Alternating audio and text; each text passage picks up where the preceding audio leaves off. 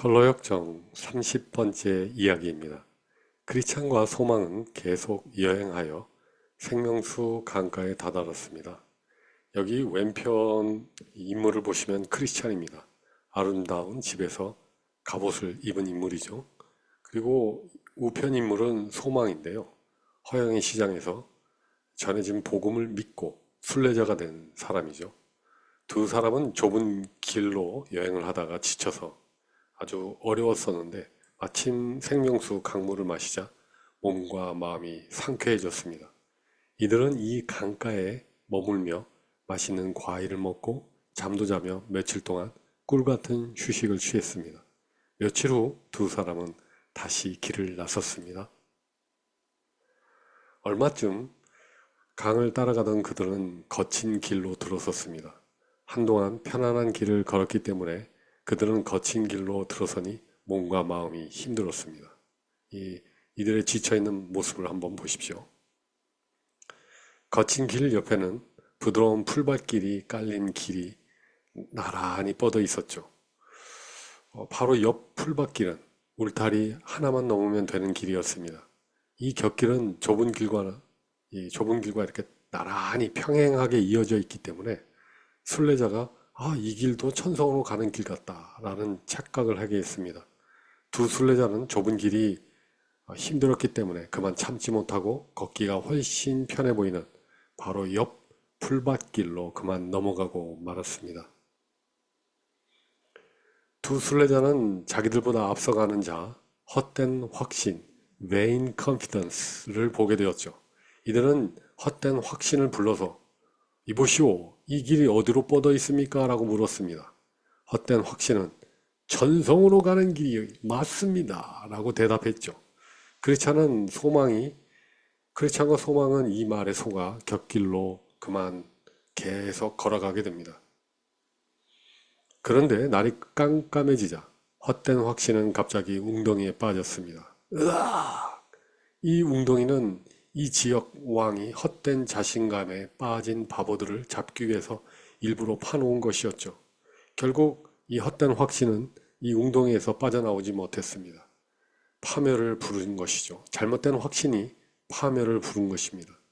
백성을 인도하는 자가 그들로 미혹해하니 인도를 받는 자가 멸망을 당하는도다. 갑자기 무서운 천둥 번개가 치며 그와 함께 비가 쏟아져 내리기 시작했습니다. 이들은 아까 원래의 길에서 벗어난 것을 후회하기 시작했죠. 크리스찬은 자기가 잘못 인도한 것에 대하여 소망에게 용서를 구했고 소망은 용서를 해 주었습니다. 두 사람은 함께 원래의 길을 찾았으나 이 비로 인해서 물이 너무나도 불어났기 때문에 울타리를 넘은 계단을 찾지 못했습니다. 그래서 이들은 조그마한 은신처를 발견해서 그곳에 앉아 날이 새기를 기다리기로 했습니다.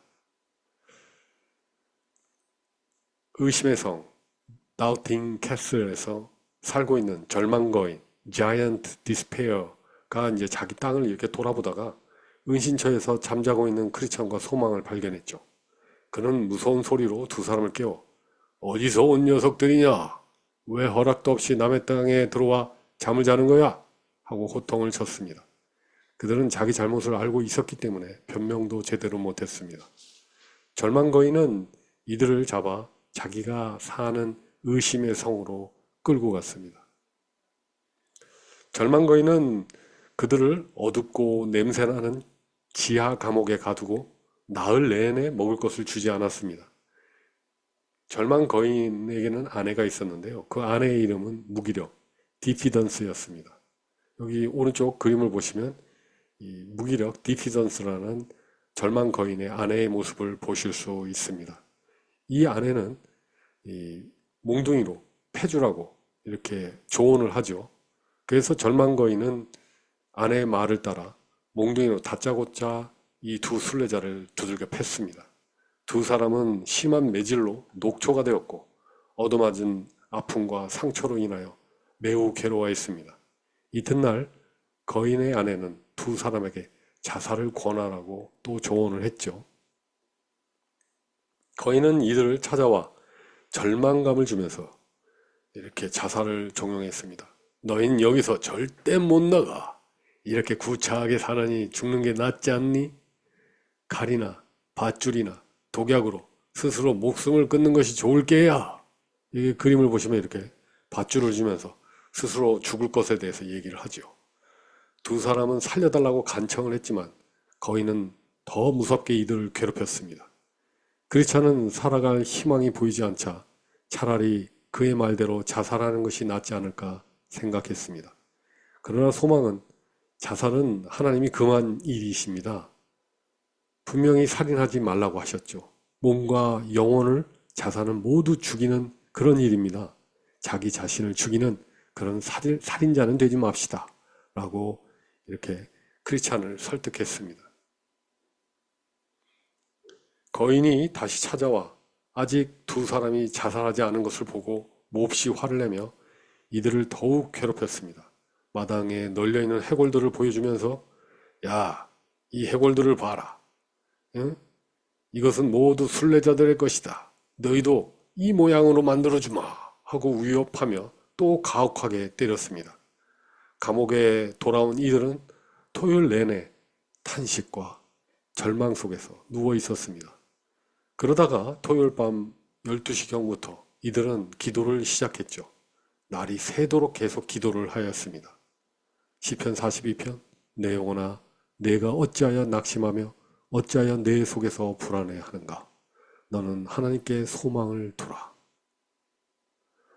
날이 새기 직전 크리스찬은 갑자기 흥분한 어조로 말했습니다. 아유 이런 바보 같으니 지금 내 품에 약속이라는 열쇠가 있다는 것을 깜빡 잊고 있었어요. 모든 문을 열 수 있는 약속의 열쇠죠. 왜 이러고 있었던 거지? 크리스찬은 품속에서 열쇠를 꺼내 감옥 문을 열어보았습니다. 문은 쉽게 열렸고 성 안에 토굴문과 그리고 철문들을 다 열 수 있었습니다. 베드로후서 1장 4절 그리스도는 그 보배롭고 지극히 큰 약속을 우리에게 주셨습니다. 우리는 이 약속 덕분에 정욕과 부패에서 해방되어 이 신적 성품을 나눠받게 되었습니다. 절망 거인은 철문 소리를 듣자 이들이 탈출하는 것을 알게 되고 그리고 이들을 막고자 급히 쫓아왔으나 다행히도 햇빛이 비추어져서 발작이 일어나면서 쓰러지고 말았습니다. 두 사람은 주님의 은혜로 의심의 성에서 서둘러 탈출할 수 있었습니다. 이윽고 두 사람은 성을 빠져나와 마침내 거인의 영토를 완전히 벗어날 수 있었습니다. 두 사람은 원래의 길에서 벗어나게 했던 그 곁길, 계단 입구에 기둥을 세웠습니다. 그리고 이렇게 써놓았습니다. 이 계단을 올라가면 순례자를 파멸시키려는 절망 거인이 있어 절대로 올라가지 마시오. 이렇게 분명한 경계석을 두었던 것이죠. 그동안 내용을 정리해 보겠습니다. 존 버녀는 12년 감옥 생활 중 남겨진 가족에 대한 걱정으로 극도의 무기력함과 절망을 느꼈다고 합니다. 하나님께 버림받은 것은 아닌가 하는 영적 침체와 함께 사탄이 차라리 죽음으로 이 비참함을 끝내라는 그러한 자살 유혹을 실제로 체험한 듯합니다. 절망 거인은 따라서 바로 존 버년이 감옥에서 마주했던 그 거대한 내면의 절망과 중압감을 의인화한 것으로 볼 수 있습니다. 지금까지 내용을 요약해 보겠습니다. 잘못된 경로 선택. 두 순례자는 편한 길을 찾다가 풀밭 곁길로 우회하여 의심의 성으로 결국은 갇히게 되죠. 잘못을 이들은 깨닫고 위험을 무릅쓰며 다시 본래의 좁은 길로 돌아가려 했습니다. 그렇습니다. 뭔가 잘못됐다는 것을 알았다면 빨리 돌이키는 것이 바로 극복할 수 있는 최고의 방법이죠. 작은 편안함에 대한 타협이 이처럼 거대한 영적 위기, 의심, 무기력, 절망에 갇히게 한다는 것을 이 말씀을 통해서 우리는 교훈을 얻을 수 있습니다. 그리고 자살의 압박. 거인이 칼, 줄, 독약 이 세 가지를 주며 자살을 집요하게 종용했습니다. 그런데 그때 어떻게 극복할 수 있었습니까? 소망은 하나님의 말씀으로 크리스찬을 격려하면서 자살 유혹을 견뎌내게 했습니다. 이렇게 돕는 자의 손길이 필요한 것이죠. 그리고 절망 속에서도 기도로 주님의 은혜를 구했던 것을 우리는 볼 수 있었습니다. 절망의 목적은 무엇이었을까요? 절망은 우리 스스로 소망을 버리게 하고 자기를 파괴하게 만들죠. 극심한 좌절, 우울, 허무함 이런 것들을 자꾸 심어주면서 자살을 하도록 압박하는 것을 알 수 있습니다. 그래서 자살하려는 사람들은 누가 자살했다고 하면 끝없이 그러한 약들을 찾아보게 되고 참 계속적인 그런 어려움 속에 악순환으로 자꾸 빠져들어가는 것을 저희는 이렇게 볼 수 있는 거 아닙니까? 현실에서도 어찌 이렇게 많은 자살률이 많다니 참으로 안타까운 일입니다. 약속의 열쇠, 지속되는 감옥 생활과 매질로 무기력과 영적 침체에 이들은 빠지게 되었죠. 그렇지만 이들이 빠져나올 수 있었던 것은 품속에 있던 약속의 열쇠를 발견해 모든 감옥문을 열고 탈출할 수 있었기 때문이죠. 어떠한 절망의 문도 열 수 있는 강력한 무기는 이미 우리 안에 있습니다. 주님의 은혜와 약속을 기억하고 믿는 그 믿음이 우리를 절망 속에서도 건져낼 수 있는 것이죠. 주님은 우리의 은혜의 주님이시며 주님은 우리의 약속의 주님이심을 꼭 기억하시고 믿으시기를 소망합니다.